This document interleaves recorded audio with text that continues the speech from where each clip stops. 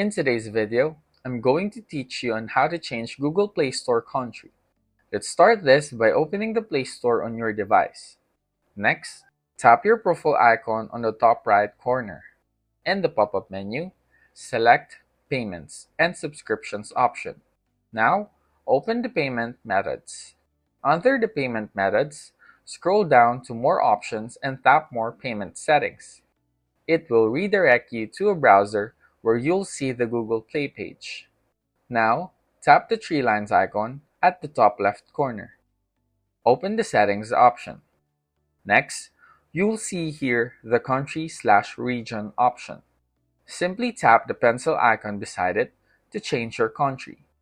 It says here that you need to create a new payments profile when you move to a new country or region. Tap the Create New Profile button. Next, tap Continue to proceed. Now you can then choose a country or region you want, then tap the Continue button to proceed. After that, you simply need to enter your information, like your address, to finish creating your new payment profile. And that's basically how you do it.